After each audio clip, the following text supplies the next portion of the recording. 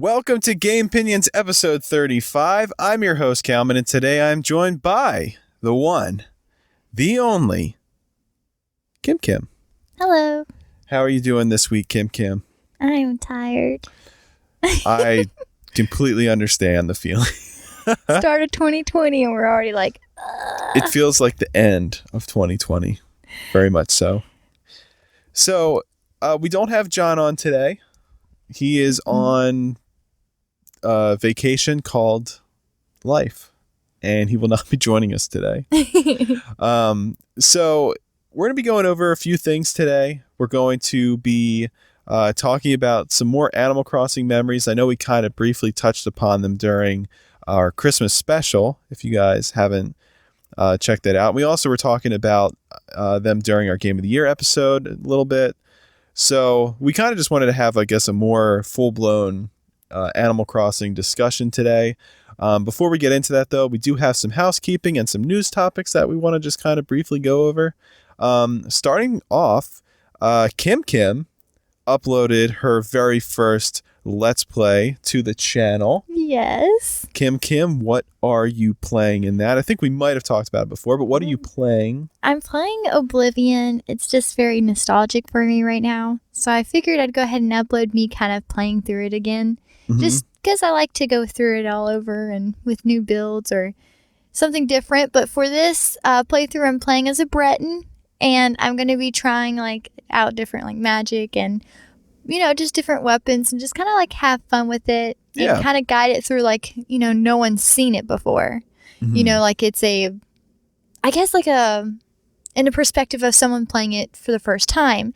And I really like character creation, so I spent some time also flipping through the races in species. Well, not species, oh my gosh. Well, I don't know. I guess Khajiits or... Yeah, I guess you could probably throw that in there. The different races and the different classes you can be. So I took my time fully going through that. I did want to put in the description the video marks or the time periods where it skips it, but I did it, so sorry. I might do that eventually. Just feel free to skip around in the video because I do take a lengthy amount of time in that character creation. Well, that is awesome. And that was really something that we've been wanting to do for a long time, is kind of, slowly start to incorporate some collaboration on the channel. Yes. So it's very exciting, a very big moment, well, at least, personally for Gamepinions, that we now have, additional content being made on the channel. Because the YouTube channel, and I'm kind of at fault for this, has kind of been neglected a little bit. So we're still kind of updating with the podcasts. So it's not completely up to date yet, but uploading does take a little bit of time. So just bear with us on that. But it definitely is going to get more attention. So definitely check it out when you do have the chance and see what I'm doing on there, because I want to contribute more to our YouTube. Yes. And I'm really excited for the Let's Plays. And, if you just enjoy watching games that, from different people even, then feel free to check it out. It's probably not going to be the newest, game that's out or anything crazy fast like that. I just like to do a chill, relaxed Let's Play where we can enjoy it and maybe be nostalgic. Yep, absolutely. And I am very excited. And I think in the Christmas episode, I did mention, or maybe the episode before, that I'm excited to watch this because I haven't played Oblivion all the way through. And so I'm going to be able to get to watch Kim play it, and I'm really excited about it, honestly. It's going to be awesome watching it go up on the channel. Thumbnail looks beautiful, by the way. Very good job on the thumbnail. So definitely go on Gamepinions YouTube channel. Check that out. Leave us a comment, subscribe. Great. All right, I think we're done with elevator pitch. So we had some different news topics to talk about today, just to start things off. I figured we could probably bypass the what have we been playing recently, just because. Well, I do want to touch base on a very funny moment. Sure. But is that okay if we do that right now, or can I pop it at the end? I'd say go for it. Sweet. Just because we recently did this. So we've uploaded to the YouTube channel with our very first Let's Play video. Yes. And we get together, when we're not doing podcasts and not doing anything professional or anything like that. We get together and we play the Call of Duty. We've been enjoying that I know where you're together. And I'm not a hardcore, like, competitive person on there.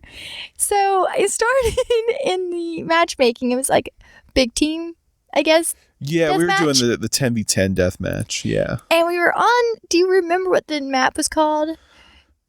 We're not huge, like, Call of Duty people, so we're struggling. Are you talking about the one with John? Yeah. We were on, I believe it's called Crash. That's where the helicopter is in the center of the map. Don't know if that's actually the map, though. So let's just say it is, but Okay. I don't think it is. I think it's like a different one. It has a car on fire. Why? Because I tried to hide in the fire car and it didn't work. But anyway, so we made our way into one of the buildings, and I thought that most online games at this point would definitely take away like closets and stuff with no windows, just one entrance, and I thought they would have like blocked it off, but they didn't. Not in this little cute room. I was like, oh, this is my decision for this gameplay. So I went in the room, and I basically begged everybody to come in there with me. I was like, come in here. It's gonna be great. As to what, I don't know, but I just figured it'd be funny. So we all hurtle in this room. I didn't know that there was apparently an explosive device in there, but so nevertheless, or whatever the saying is, Nevertheless. Nevertheless. I got everyone in the room. Well, I got Cal in there, and then I got John, and I failed to recruit my other friend, or your other friend, basically. Yeah, Dakota did not want to join. Decoder. Yes, he did not. I think he was confused. I think more or less he was confused. I was very excited. I was like, get in the room. He was probably thinking I was watching his player or something. I don't know. Basically, everyone got in the room, and there's 3 of us. Cal's on the ground, and John is standing, and I'm crouched. Okay, so we look like an official G.I. Joe squad or something in there. And I'm like, let's just see how long it takes for them to find us, because I'm that annoying person. So we sit there and we're waiting, and it took like a solid 8 to 10 minutes for someone to come find us. But I didn't expect the force that had come with it. But in this 8-minute heaven that we were experiencing, just total tranquility, not a bullet was heard. John decided he's going to shoot everything in the room for fun, and ended up shooting a gas can or whatever it was. It was some kind of explosive device or some kind of flammable object. And John literally blows up and flies out of the room. And apparently he wanted us to blow up with him, but it didn't go as planned. Yeah, I think John's logic was that because it's not like a, I guess, explosive coming from like an enemy player or from a friendly player. It's more of like a neutral explosion, like as if, like, I guess a car would explode, that we would get sucked into the explosion as well. I like to describe it as you pitched a grenade, there's, friendly fire is an option. So everyone gets affected. Yeah. When you were describing it the first time to me, I was like, what are you talking about? It's like a grenade, but there's no friendly fire mechanisms at all. That's ended up what happened. So he was the only one, for whatever reason, that got involved with that, I guess because he shot it. He blew up. I mean, he literally did like a front flip. Door, yeah. It was very gymnastic style, which made me laugh. He was like, yeah, it's a 10.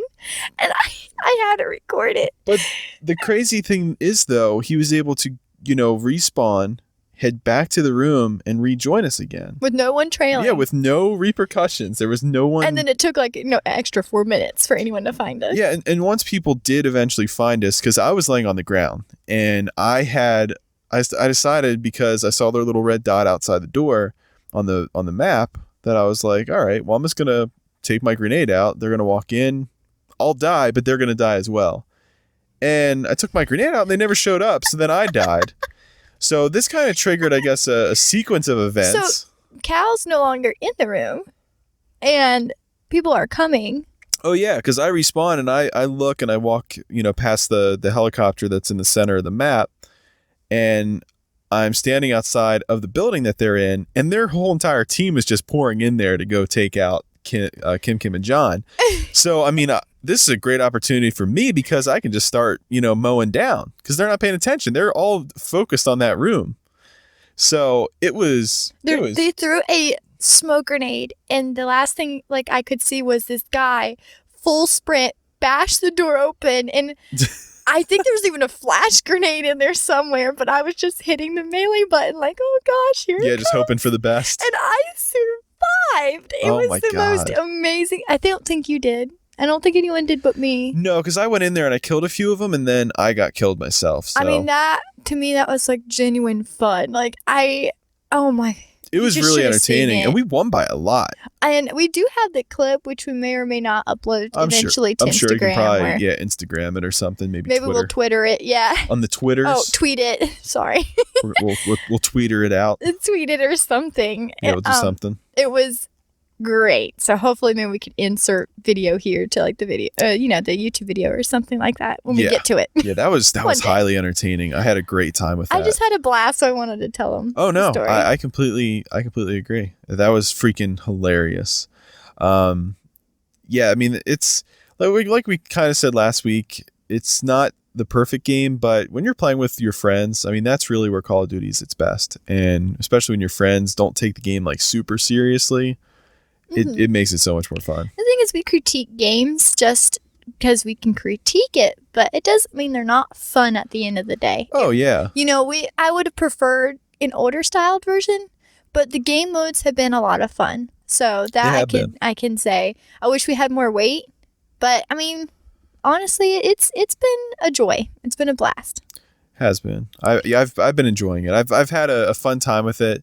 A lot of complaints, but at the end of the day, it is fun. It's a good way to just kind of go on there and mindlessly, walk around and shoot things. So yeah, I think that would conclude like our recent kind of activities and what we've been up to, really. So yeah, I haven't really been playing because I mean, obviously we're still playing Death Stranding. That's like just you can pretty much assume that that's what we're doing. So we're still chugging away in that. I'll probably eventually make another update as to where I'm at because I haven't done that for a couple of weeks now. But yeah, besides that, yeah, we've kind of just been not doing that. We've been kind of not doing a whole lot. I mean, so I guess we'll go ahead and hop into the next section. We haven't had a news section in quite some time either. So we do have some hardware related news. Okay. So we'll go ahead and hop into that. And first things first. Now, are we going to talk about hardware or are we going to talk about the logo? Well, it's hardware / some CES 2020 news. Oh, okay. Okay, go ahead. So at CES, we had some PlayStation 5 news, and they showed off the PlayStation 5 logo, which was incredibly shocking.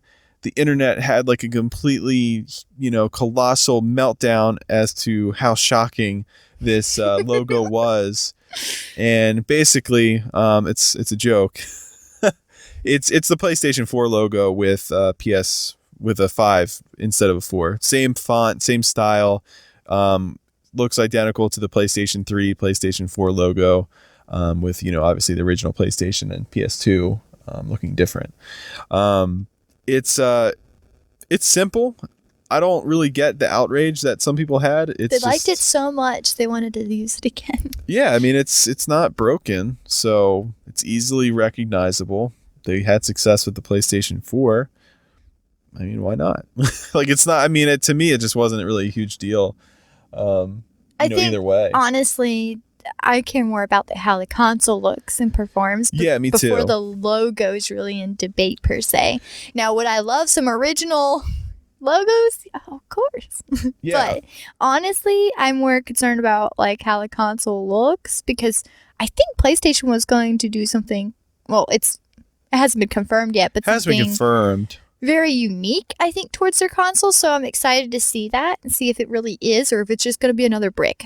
Yeah, so we'll see. So basically, a lot of people are speculating now because of the PlayStation 5 logo and what it looks like.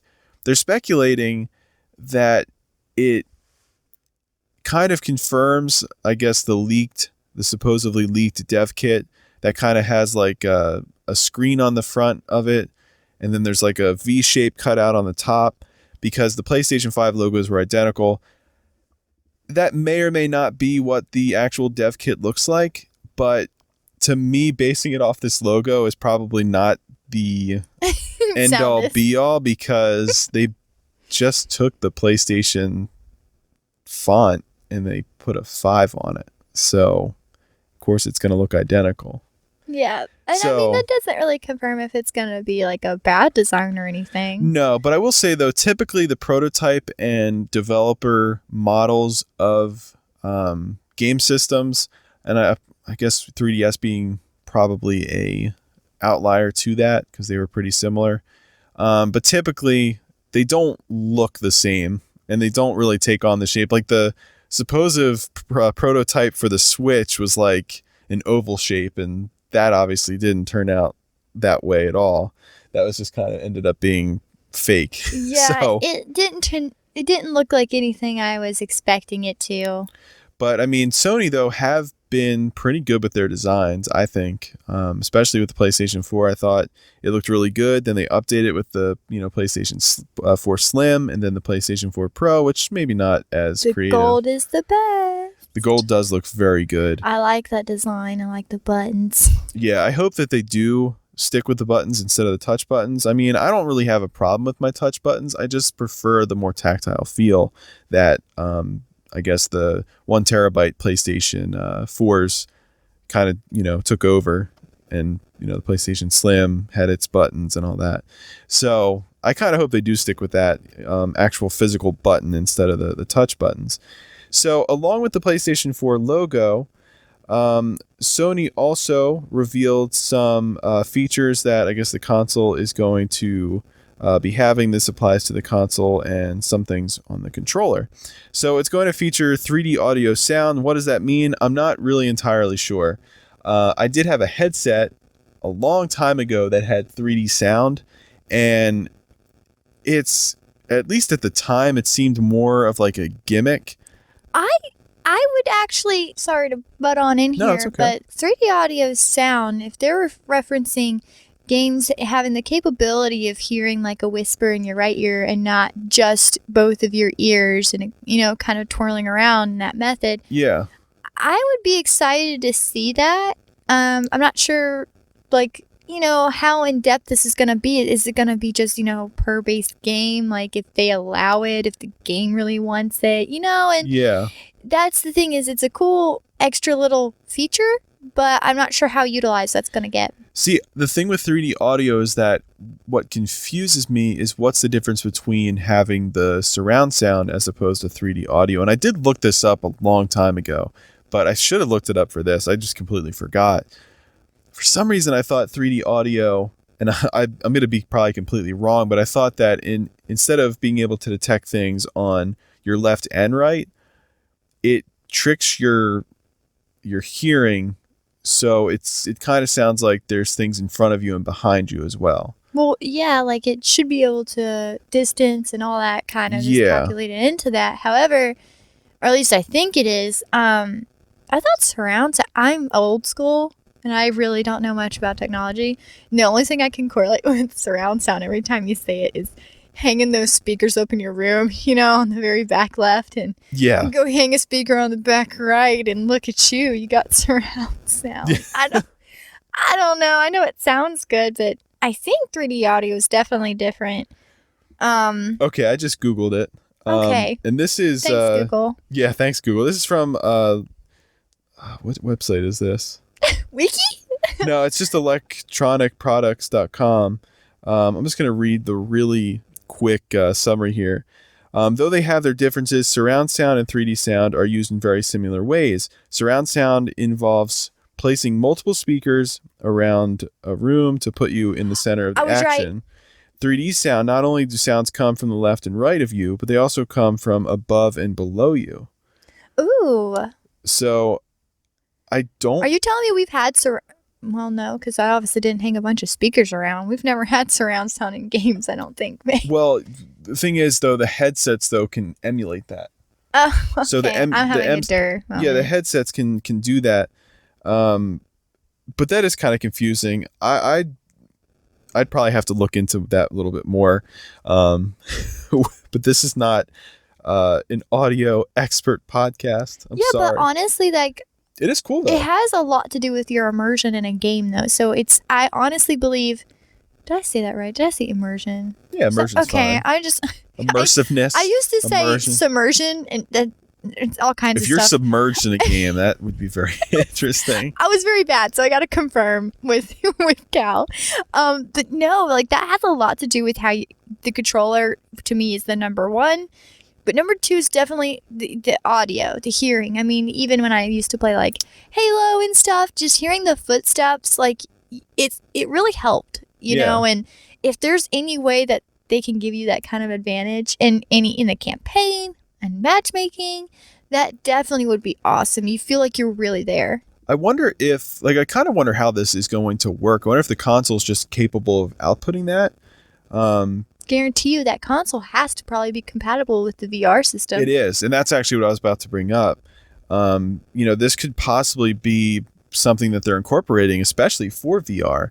Mm-hmm. And, maybe this hints at a new PlayStation VR headset. They're still going to support the old one. It's still going to work, but maybe one that has a better built-in set of headphones, because there was actually a slight variant of the PlayStation VR that does include actual connected headphones to it. That was kind of like a quiet release, I think, if I remember correctly. Hopefully I didn't mislead you. I'll fact check and I'll insert something later on. That would be so cool if they somehow were able to integrate this new console's PS5 with the ability to just kind of plug in with less wires the VR system in some manner. Oh, yeah. Or at least just your headset or your headphones. I mean, it'd be cool, So I'm really looking forward to what they're going to do with that. Yeah. I think that would be pretty awesome to see that incorporated with VR. And that also maybe hints at VR being, once again, a even more focal point to their approach this gen, because they compared this PlayStation VR to, the PlayStation original, where they're going to build up its library and they're going to treat it as if it is its own system. But if they're going to be having more integration with it in the next generation, I think that's going to be pretty awesome. In my opinion, they're definitely in the lead. From what I experienced, I got to play around with the Oculus Rift a little bit. Now, granted, I don't think it was actually updated all the way or anything, but just the comfort level of the PlayStation's VR system, it's just so much more lightweight. It feels like it's not really there. And I just prefer the way it sits on you. You feel like you're really there. And it was the first time I got giddy over a new console besides the Switch. I was like, I haven't felt like this since I was 10. It was crazy. And just what they've already successfully have done. Yeah. And now they're trying to get that audio pinned down. I mean, that's going to be another big step in the VR race. I think so too. It like you said, it adds to the immersion that VR already kind of, has. It's not a perfect experience yet, but it's getting there. And this, to me, just kind of indicates that they're kind of putting, more effort towards that, which is huge, because that is definitely something unique to PlayStation right now, that they're the only console that has VR capabilities. Yeah, and of course, PC versions or options are very pricey. They are. I think PlayStation VR, for what it is right now, I mean, honestly, I have a problem with the resolution a little bit, but the overall experience is still really great, especially for their first attempt at it. And I think the, entry price it offers the best value, especially when you consider that you're getting, Sony, an actual, game company is working on, the device. So they're going to have some, first party IP probably eventually that's going to utilize this technology. So I think that's awesome. And in my opinion, if you're getting sick from VR, I mean, it's doing something right. You don't feel like you feel like, whoa, I'm over here. This isn't right, man. And you start freaking out and you get sick. Well, I think it did its job, because there's only one or two games where I got oh gosh, nauseous, just because it was so cool. And it was like I couldn't imagine in person me climbing into a Big Mac and flying off the ground. That's why I got sick. Yeah.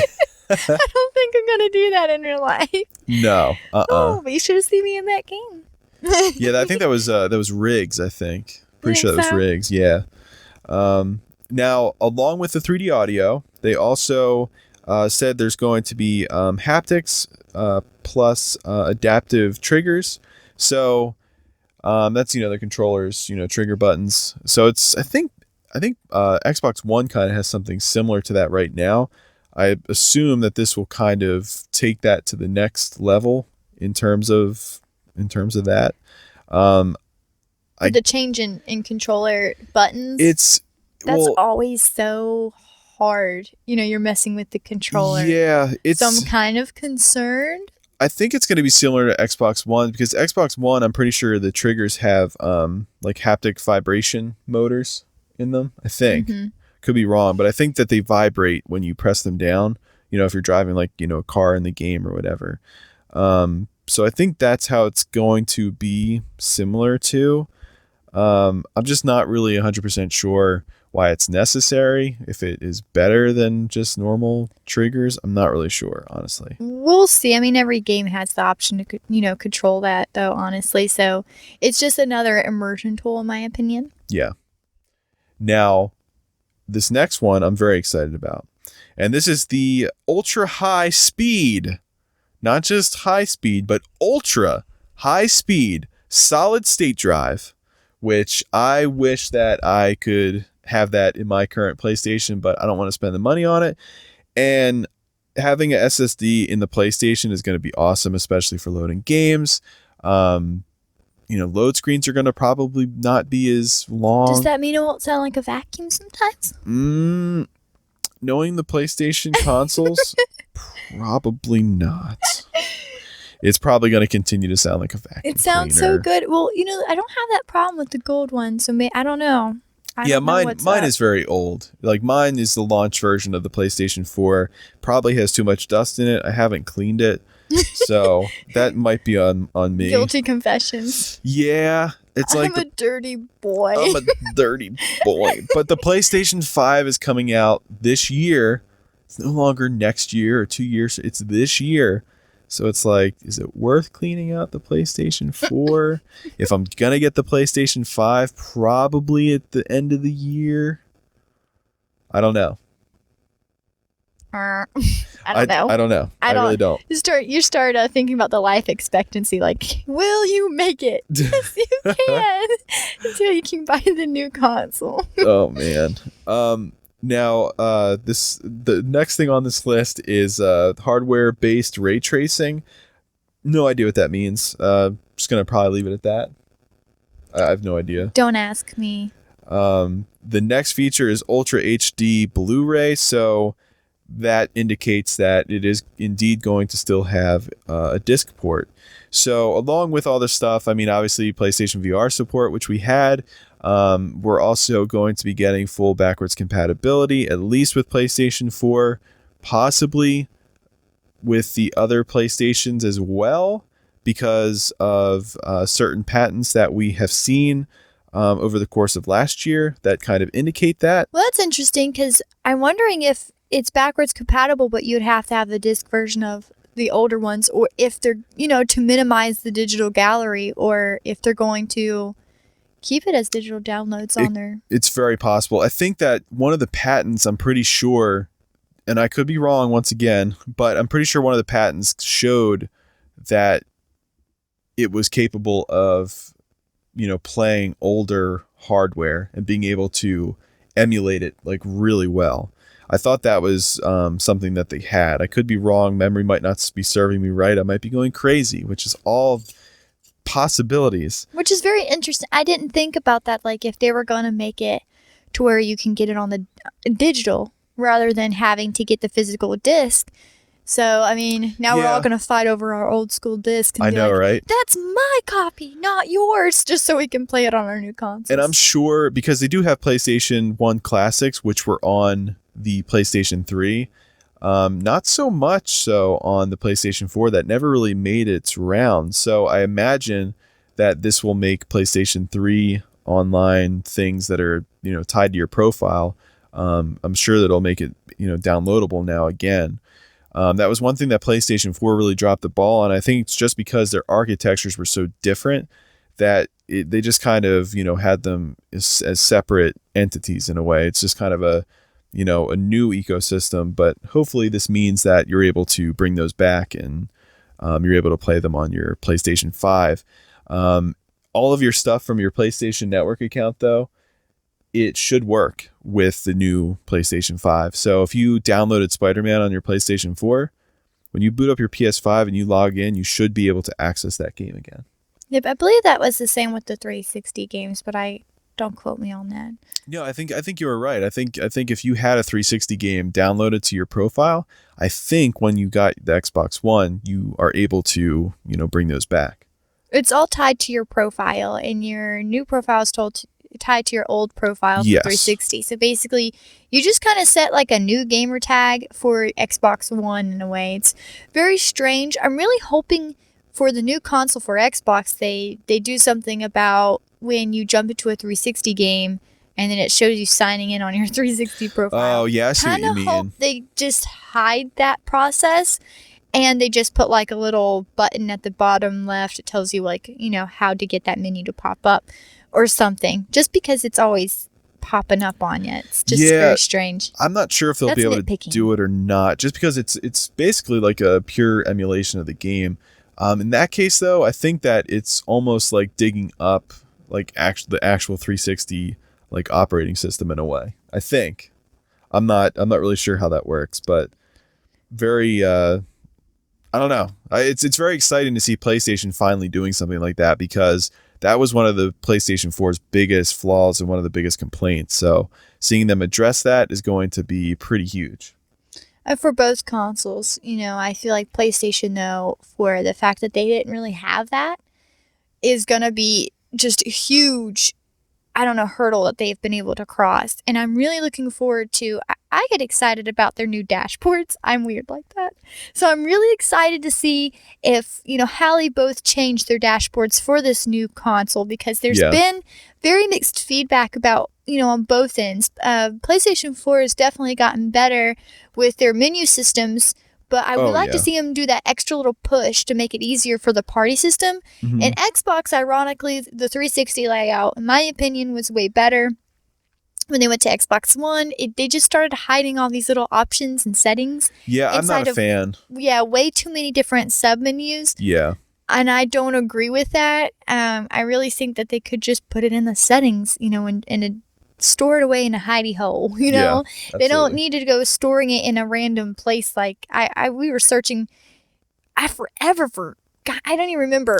It took us forever to make the party chat private, and it's like hidden away. You have to go to like your audio settings, and it's really strange, like the way they hid it in there. It should just be an option that you press, like make this private. So I'm the weirdo waiting for like the new dashboard systems. Like, ooh, I wonder what they're gonna do. Well, apparently the PlayStation 5 is going to have a new user interface, which I'm assuming they mean the operating system. So it should be a little bit different than what it is now. So well, I would hope. Yeah, I mean it's. I'd be the most disappointed if they never like, hey, here's your new system. Hey, it looks just like your previous. Yeah, you Thanks. need to definitely have some change just to make the product feel new. Like that's one of my issues with like the whenever you get like a new smartphone, it's like it's the same operating system all the time and you're used to it. There's no learning curve involved, but it's like kind of feels like you have the same exact device in a way. Yeah.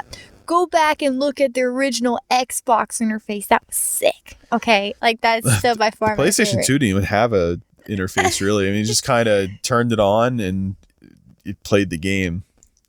You could like I think hold a button down and like look at like the memory card or something, but that was about it. All I remember from like my old school PlayStation days was trying to put books on top of the original PlayStation just to make sure the game would stay in.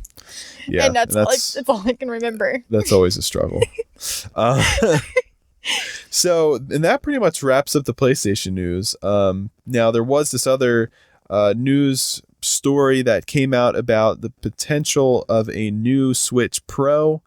This was from Digit Dimes, and they said that Nintendo is reportedly planning to release in mid-2020 a new model of Switch, which will begin volume production at the end of the first quarter of 2020, according to the sources related to upstream supply chain. This is like a rumor that won't go away, very similar to the Switch Mini. It's just one that to me, it's almost kind of cheap, seeing, I guess, the different websites covering this story in a way, just because it's like one of the things that's inevitable. It's going to happen at some point. And we constantly see this news story popping up. Oh, there's rumors of a new Switch. There's rumors of a new Switch. And eventually they're going to be right. Yeah. It's going to happen. There's going to be a Switch Pro. I mean, I would love if this is really going to happen. I know we hate seeing this, but people like to talk about it, and that's the point. Yeah. Is that they want to talk about, because they're excited for this new Switch system. I mean, the Switch itself is wonderfully designed. I would love to see in the new Switch, Pro, I suppose, maybe some better Joy-Cons. Maybe do a different, like, version 2 Joy-Con where it's better I'd like that too. gripping in your hand. I mean, it's really thin right now and really slim, but I would love to see it maybe just molded a little better for your hand. That would be awesome, and to do that, though, it'd need to be bigger, a little girthier. So if they do come out with a Pro, I really hope they do address maybe like a new Joy-Con kind of thing. I kind of want them to, make new version of the Joy-Cons with improved motion possibly, and then improved ergonomics. I'd like the Switch Pro to not be as like dramatic as the Wii U gamepad was, but at least have a little bit of the ergonomics included in there. It's a more powerful machine. It's one that, probably a lot of people are going to be playing it at home, but, make it a little bit beefier in a way and make it a little bit more ergonomic, but, not to the point where it ruins its look necessarily, but just make it a little bit more comfortable for longer game sessions. I mean, I got little hands. And bigger buttons, please. I do cramp a bit pressing those itty bitty buttons in that little bitty controller if I'm using just one little Joy-Con. So I can only imagine what people with bigger hands struggle with. I mean, I don't really know how they get through a full game. They could probably press all 4 buttons with one finger if they weren't being careful. Yeah. So I definitely would like to see maybe beefier Joy-Cons, like a version 2, an upgraded one. Yeah.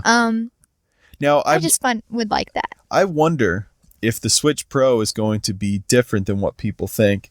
Like, how the Switch Mini, you can't dock it. Mm-hmm. The normal Switch, you can do both. Part of me wonders if the Switch Pro is literally just going to be a home console. That would be really awesome, though, at the same time. Like, I would like to see it.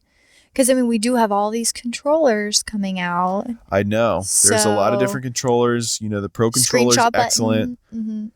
So, I don't know. I mean, I don't think they would do that because, I mean, the portable factor is, that's important. That's something that people like. You got to remind yourself, though, they have, I mean, think about what console can you pack lightly into your car without it being too big. I mean, Xbox, well, you got this big brick, you got the power cord, you got all the controllers, you got the batteries. Thanks, Xbox. But the PlayStation's the same story. It's still pretty beefy, especially if a kid was going to transport that to play at his friend's house. Yeah. So here comes the Switch, which it's great and all, has a dock, but let's just say you don't like the way playing on the Joy-Cons because you'd have to dock it to play with your friend. Yeah. And then you'd have to hope you had 2 extra controllers and it would just be a little bit of a fuss. So what if they made a console, because obviously the system fits within that handheld. It does. They could make it literally part of the docking station where you can dock a separate controller, but also it just be the main console, or just completely 2 separate. You have a console with maybe like holders for your controllers. Yeah, I mean, it definitely could. I'm just really excited to see what they do going forward because they've really surprised a lot of us with their design. Yeah, and I think with these new systems coming out, they have to release something that is going to at least be. It's not going to really be comparable, but at least step it up a little bit from the normal Switch, and just kind of have it similar to how I guess the Xbox One X is and the PlayStation 4 Pro is. You just kind of run games at a lower setting on the normal Switch, and some other games will probably have to be Switch Pro exclusive. So, I mean, I think this can go, 3 different ways. One, they'll make a souped up version of the normal Switch, probably redesign it slightly, Joy-Con 2.0. One of them, it could just be a Switch with a better CPU, and it's kind of what they did with the DS lineup. They had the DSi, which had a slightly faster CPU. They had the new 3DS, which had the slightly faster CPU. They could just go really, easy route. I don't think that benefits them, though. It doesn't really conform with how the other systems and other, manufacturers have kind of gone about this. So I think now might be the time where, we'll see that. But I could also see them doing something really weird and strange and just releasing a home console. Yep. Well, I mean, in this kind of market where everything seems to be kind of the same, they have a hope of doing something crazy new and it taking off. Yeah. So, I mean, this is when you got out, weigh your risks. Switch did very, very well. So they kind of have some room to be a little crazy with whatever they're going to be coming out with. So yeah. And the one big part of me that thinks that they might not just make a home console is because the Wii U was essentially a homebound Switch and it didn't work. So, I mean, I think they're kind of done with that. But like I said, though, I mean, Nintendo does some weird stuff sometimes. Surprised it's a Tamagotchi or whatever those things were. It might be. You never know. It could be a Tamagotchi with one analog stick on it and you have to figure out what to do. I don't know. It could be. I don't know. So just something to keep an eye on. But I mean, we're going to be hearing these stories up until this happens, and eventually someone's going to predict when this is going to come out, and they're going to say I was right. And it's like, well, yeah, it was inevitable. It's something that's going to happen. That's like saying, I think the PlayStation 5 is going to come out one day, and boom, the PlayStation 5. You're like, oh, I told you guys. Look, I said the PlayStation 5 was going to come out. It's like, yeah, that comes after 4. Correct. That's correct. Okay. So then there's one more little thing from CES, which is the Alienware UFO, which is basically a Switch with Windows 10, and it's huge. And it is on an 8-inch display as opposed to the Switch's 6.2-inch display. And it's literally a Switch, but it's Alienware brand. I don't understand. I mean, they have basically a Switch for Alienware, but does it play like PC games? It plays PC games on it. I can show you a picture of it. That is so strange. I'm not sure how I feel about that. I mean, we already have I guess it's like a controller in theory, then okay. But then doesn't it have to be connected to the computer or? No, it actually is. A separate little computer? It's a separate little computer. But I wonder how much it actually stores in space. Do you know anything about how many games? You'd have to download the game and the graphics and.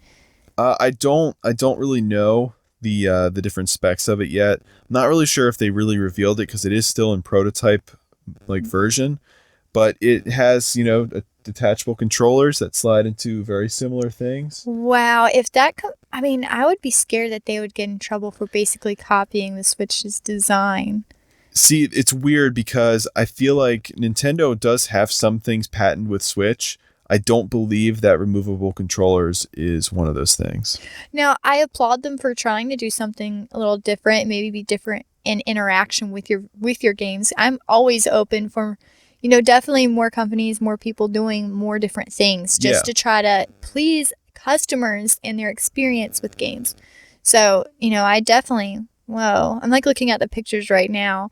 It's a Switch. It's a Switch. It's a gray for PC. Silver Switch that glows a little, so it's Alienware. Yeah, and it's not bad. I don't think this is going to really take off, though, because, Alienware, they price their products so reasonably that, come on.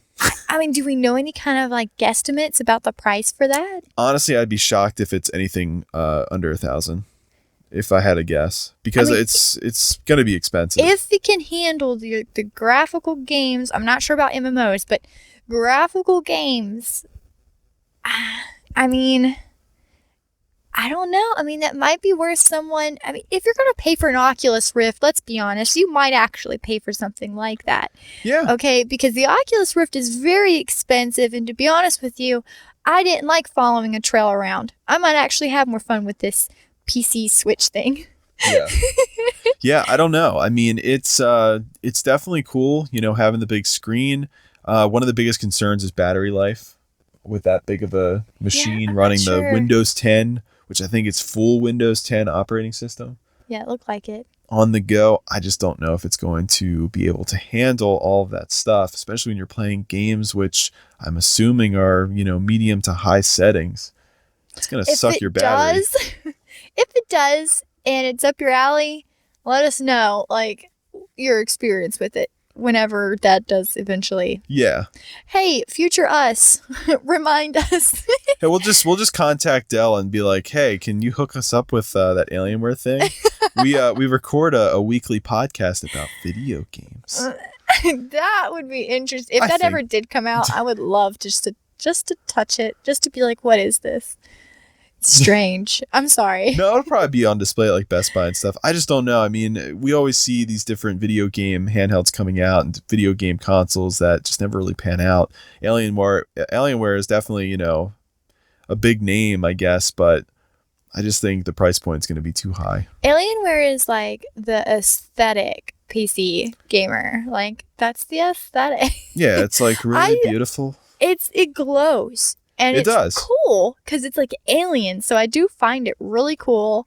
And I mean, it never there's all kinds of designs for your computer and all kinds of things that they offer. And it is awesome. And the fact that they are trying to do something currently what's popular in the market, I don't have much appreciation for them trying to take exactly what they did. I mean, did it really need removable controllers? Couldn't you just keep those on? Because how many 2-player PC games that are split screen do you have? I mean, not a ton. I just kind of feel like that might not make much sense for PC games, which is what I'm trying to justify in my head. I'm trying to think of anything, but there's not. I don't think there's a ton. You could probably make the case for Rocket League, possibly, but I mean, but split screen, and then you'd have to mount that into a screen anyway. It just doesn't. To me, it's not super practical. I feel like people in the market for handheld would rather pay for a Switch, which has all of Nintendo's games on it, rather than get a gaming handheld gaming PC. I don't want to deal with all these removable controllers, especially if it has something to do with my PC. In that case, I would love to sit in my bed and play whatever, but I don't want to have to deal with the fact that the controllers can be removed, or I might I forget easily. I won't remember where I put my controller, or I just don't know. I don't feel like it was a necessary component to that, Yeah, I think that they just kind of wanted to make a Switch competitor, but it's going to price itself out of that competition real quick, in my opinion. So, I mean, it's cool tech. I mean, I'd like to play it, but it just, to me, it's such a niche market for that type of device at that price point that it's not really worth the investment. I feel like that's the thing that it's like if your friend has it, that's great because then you can play a little bit. Yeah, you can play around and do whatever you want with it. You don't want to spend the money on it. No, so. I ultimately don't think it's going to be worth it. I could be wrong, but I just don't think so. Would be. I mean, hey, I'm all for something laying in the bed and just playing. I know it would be I'm great. All for that. It would be awesome. So lazy. But yeah, it's not super practical, and I don't really see it, performing in the marketplace. I mean, with Switch being as popular as it is, most kids that do have Switches want to have their friends have Switches too, so that they could play with them. I feel like at least they have the audience of the kids, which. I mean, if you can grab their attention, they'll grow up on it. That's a future audience, and so I just feel like not many moms are going to approve of an Alienware. That's for us older generation folk, I guess. Yeah, that's for the people that just have stopped caring and they just want or power. To outdo your friends. That's power. That little snob in the group. Yeah. I got an Alienware Switch. It's like, oh, you want to play with this thing with your alien? I can't. Oh, that sucks, doesn't it? Sorry. Now we've been talking a lot about the Switch, And one of the big games coming out for Switch this year is Animal Crossing New Horizons. And I think it's New Horizon or Sorry, New Horizons. I'm so I forget. I think it's one of those two. But new Animal Crossing game is coming out for the Switch this year in March. I think March 20th is the release date, which is really close. So it's 2020 now. I think that it's more than a good enough time to get hyped for this game. You're not, under the, Animal Crossing comes out next year phrase anymore. It's this year, and it's like in a month or two. Like, it literally is just around the corner. Yeah, and January is melting away. February is going to go by quick, and then boom, we're going to be in March before we know it. And, we're going to definitely have more episodes with Animal Crossing in it for sure. But this episode is going to basically be about, I guess, our favorite Animal Crossing memories, because I have a few. I'm sure Kim has some as well. I have trauma. You have some trauma, so maybe some of our not favorite memories, and then some of our favorite memories. So do you want to go first? Sure. So I had played Animal Crossing like way back, but it was hardly any. And then out of nowhere, years later, here I am, and I can play Animal Crossing with Cal. So he's like, let's play it. It's going to be fun, he said. Yeah, it was great. And so, okay, basically, I created my town. Everything's going all dandy. I'm making all these friends. And then in life, I had went to IKEA, and I ended up getting this, Cal got me a stuffed kangaroo. It was so cute. And we named it Kangi because it was like a girl. And I was like, it's my favorite stuffed animal. I have a huge thing for stuffed animals. It's a problem. They're just so soft and cute. But anyway, I sacrifice him if, it kind of sounds bad. But anyway, so in game, if, I don't want my whole house to these teddy bears. That's kind of creepy at that point. But anyway, so in game, I think it was like the night after. It was the strangest thing. We get on to Animal Crossing, and I got a new townie that arrived, and it was a kangaroo, and the name was Kangi, and it had a baby Joey just like my teddy bear. And I was flipping out. I was like, this is the best thing ever. So I was trying to make sure Kangi felt at home. I got gifts. I was trying to give her anything I could. It was so great. And then, out of nowhere, I think it was like a week later. I didn't play my game for like a week. Okay, this isn't like a month. I'm pretty sure it was just a week. And I logged back in, and sure enough, it tells me that Kangi has moved on to a way better town with better treatment. It was so upsetting. Like, I was just traumatized. I was like, Cal, Kangi moved out. And I was like crying. And then he logs on. And sure enough, Kangi left my town to go to Cal's town. And at that point, I was going through rage. And I became some sort of Sith Lord. I was really upset. I was like, I can't believe Kangi went to your town. Kick her out so she comes back. Got very, She went to the better town. No, it was not. My town was way better. I had all kinds of cuteness going on. And sure enough, it went to your town, which, yes, was far more advanced than mine. Had more structures. Okay, you've been playing that game. It was just better. She had a better quality of life in my town. She got to have coffee in your town. I didn't unlock that yet. Yep, she could have coffee. She could go to the fountain. She could go look in the flower garden that I built. She was living large. I was distraught. Perfect place to start a family, except there wasn't any other kangaroos. That was one trauma. Okay, so that was one. Are you ready for the next trauma? Okay. I am. So, Cal had given me this gift, and I don't know how rare things are in the game or not, and it was this really cute pink parasol. And it Peach's looked like parasol. Peach's parasol, It yes. was Peach's parasol. Yeah, I was so pumped. It was so cute. I made my character wear it as often as I could. I was so excited. I stored it in my little chest for safekeeping, but I like to carry it around a lot. Well, my whole family plays games, and sure enough, I had went off to college or work, one of the two. Yeah, one of them. And I said, "Can you please fish for me while I, go off, and I'll be back?" And my mom's like, "Oh yeah, I'd love to. I'm so bored," or whatever. My mom likes to do things like this for fun during the day. So I was like, okay, well, my mom really doesn't she's not very careful. She's not the most stable gamer. She'll understand a complex game just fine, but then 2 seconds later she'll forget everything. So anyway, I come back home and she's like, "Look how much fish I sold." And I was like, "Thank you." I was so excited and pumped to get on. And I'm looking through my inventory and I'm like, "Where's my parasol? Did I store it?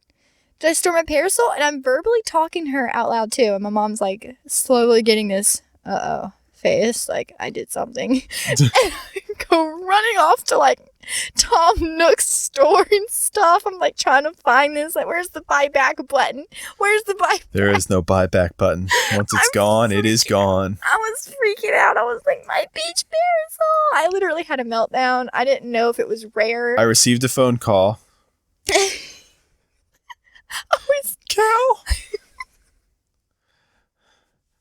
my mom sold my beach parasol. And I was like, "Oh no."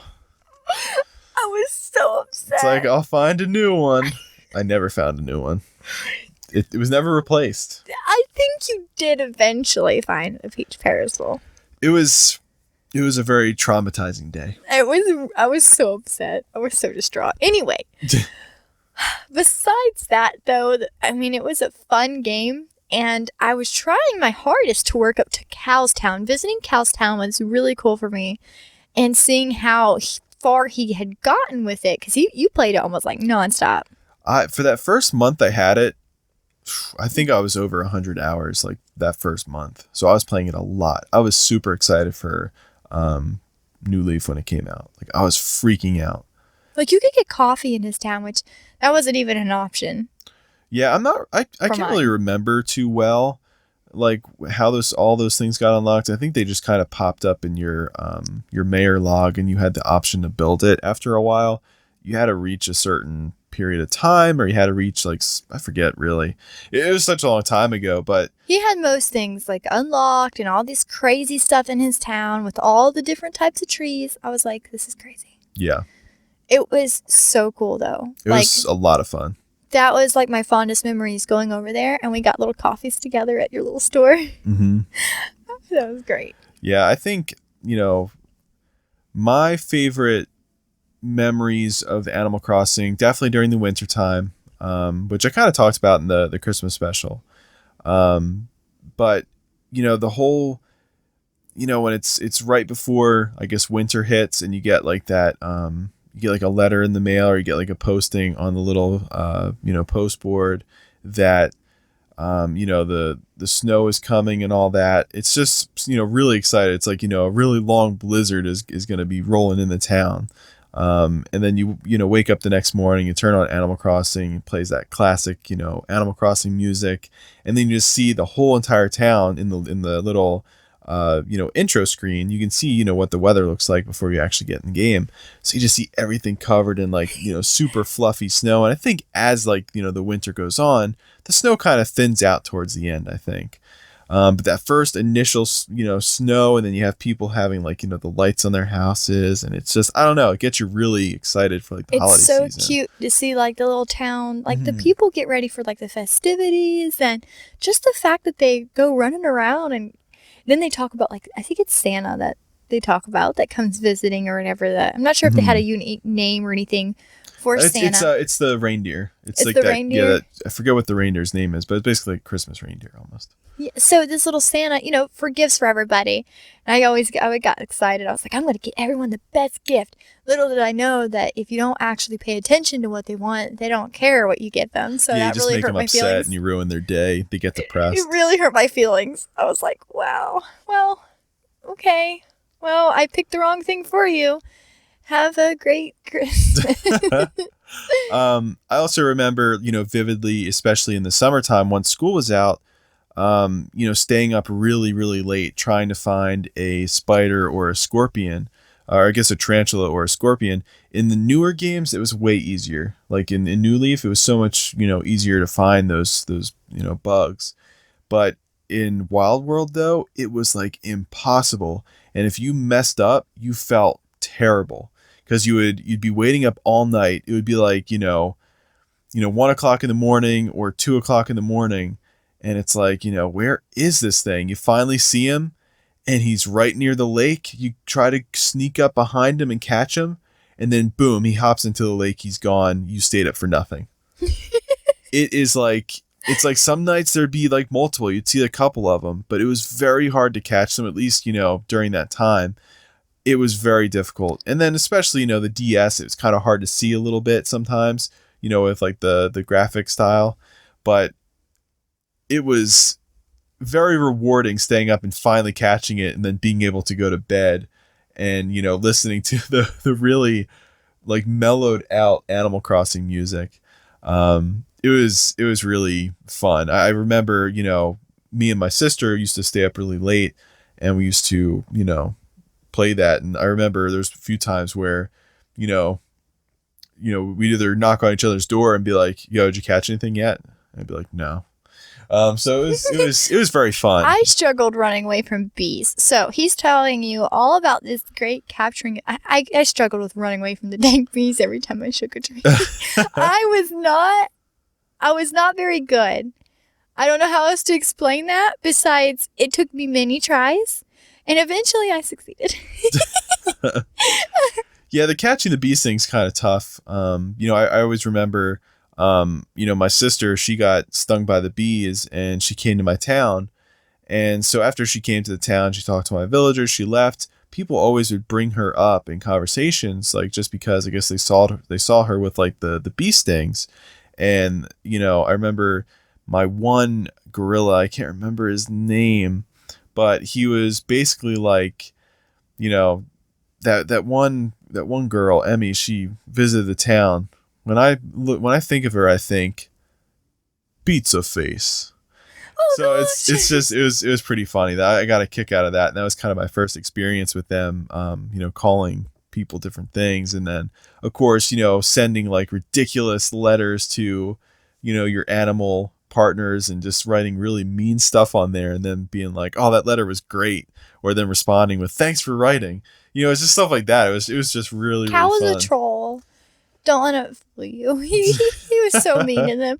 Oh, but that does remind me about that new Animal Crossing. People are already trying to determine like the different, I guess, characters in the game by the released images, and one of them was really cute. Like, there's some sort of pink little thing, and I was like, finally, an all pink. Because in my town, I never had anyone close to being like all pink besides Monique or whatever.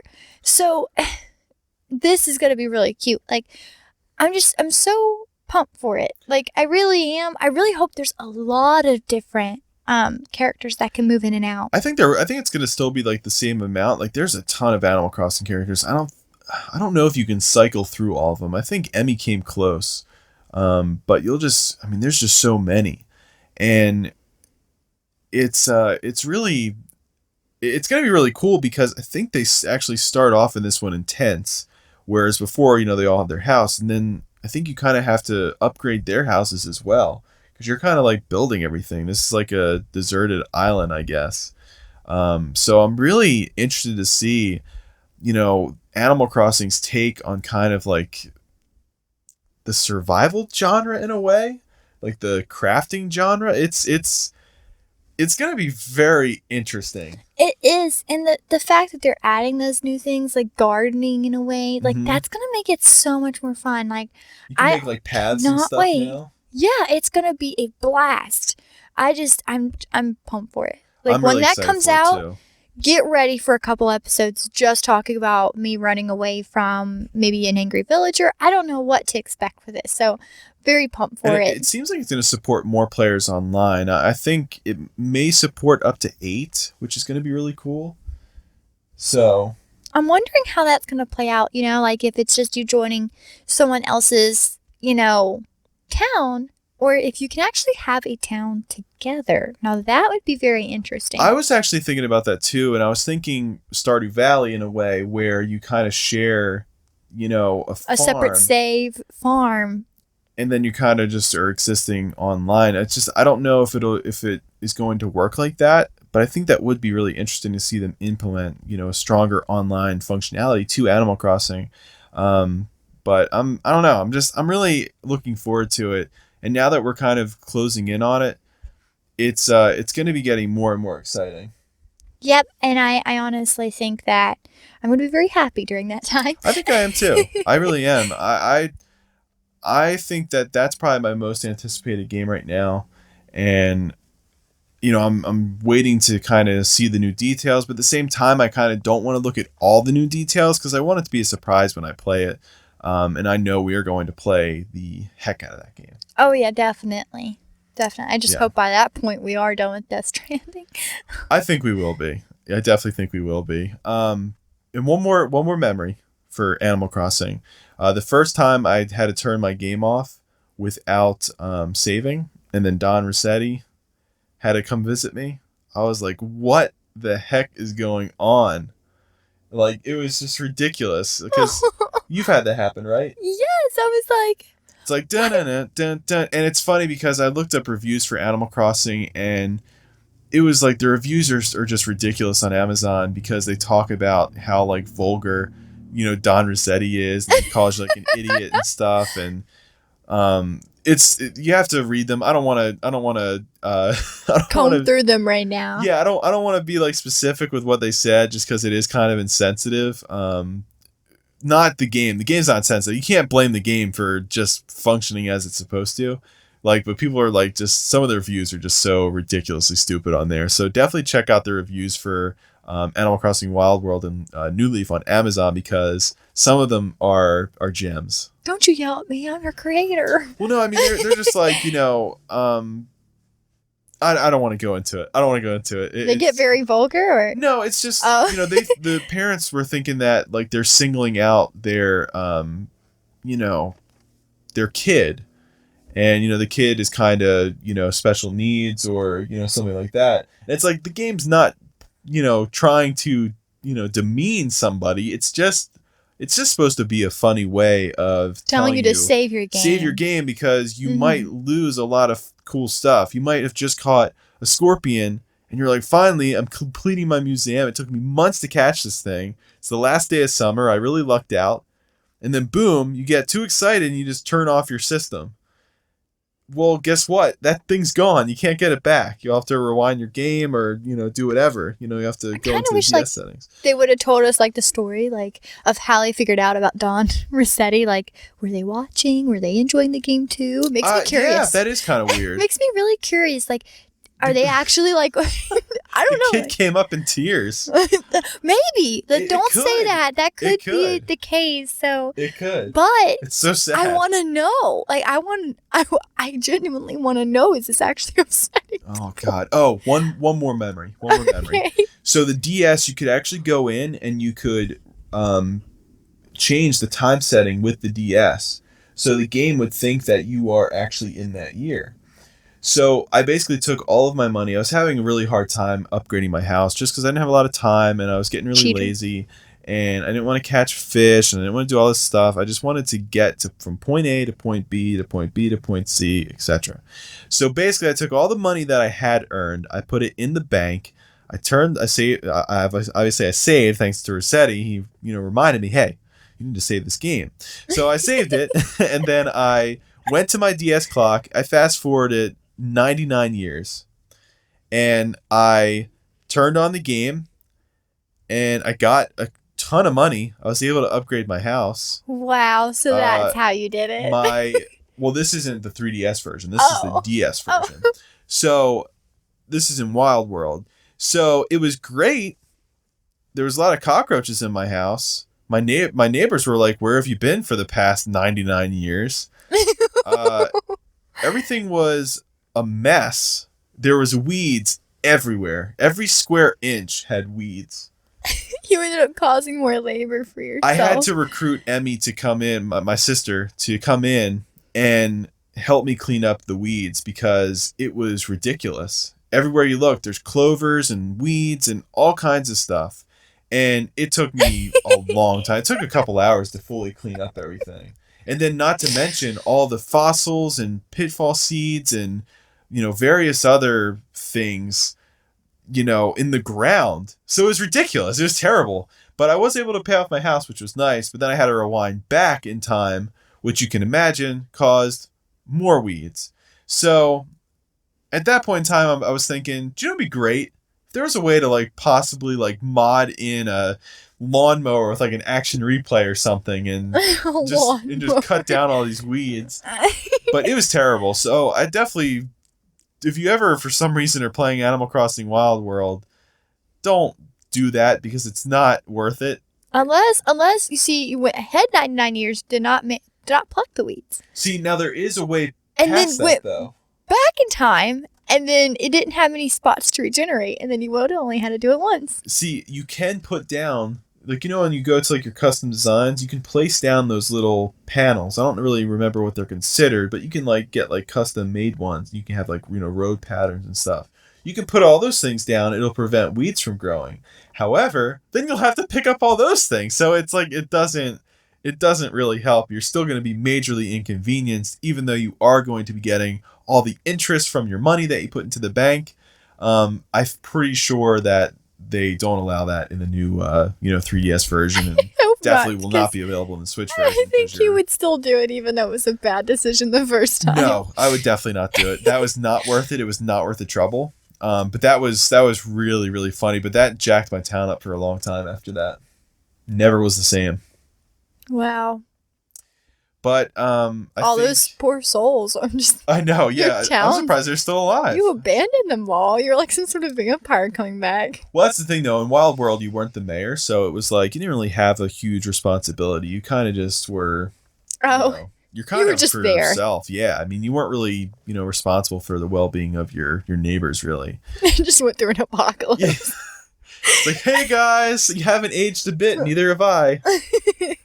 Wow, I'm surprised they stuck around that long. I'm surprised I didn't turn it on. And there's just those are your friends. They did not leave your side. Oh my god, it was crazy. Committed. It really was crazy. Or they just left and ended up coming back. After 100 years, they come back. They might have. It goes through a full cycle. That's kind of creepy. Yeah, I don't know. Maybe they ran away from it for a bit. Like Nintendogs, if you didn't treat them right, they would just run away. It's so depressing. I know. Don't get me sad. Yeah, I mean, one of the crossover games I always joke about is Nintendogs Animal Crossing crossover. That's why I was thinking of Nintendogs. How great would it be to train your villagers before they get released into the town? It'd just be awesome. It's like a military. I don't think that's gonna be as great as you think. It probably wouldn't be as good, but who knows? It would be cool to customize your villagers. that would be pretty cool. That would be pretty cool. But I think your recorder is going to die again. Or at least you're running out of record space. More than likely. Yeah, yes. We should probably wrap this up. Kind of a little bit of a scattered episode, I guess, but we had to get some news stories in, and we do have some plans this week for possibly a little bonus episode that doesn't involve games at all. I posted on Instagram, so yeah. So we'll see. Maybe an episode of Movie Opinions talking about possibly Star Wars, the new one, or just the trilogy in general. No, don't get us wrong. It's still going to be very nerdy. It'll be very nerdy. So, I mean, sure. Just because that's who we are. Yeah, but it's gonna be very fun. Being able to talk about some movies with you guys and have those a part of the podcast feed. So, along with your normal Gamepinions content, you can expect to see some movie opinions sprinkled in. Adds a little extra spice to the podcast feed. So, as always, you guys can check out this podcast on Apple Podcasts, Google Podcasts, Stitcher, Spotify, iHeartRadio, a whole bunch of different places. And you guys, it'd be great if you could leave us some reviews on Apple Podcasts. It goes a long way. Gets us on the same page as you guys. Let us know if this podcast sucks. Let us know if it's awesome. Definitely be grateful for it. And really, until next time, keep on keeping on.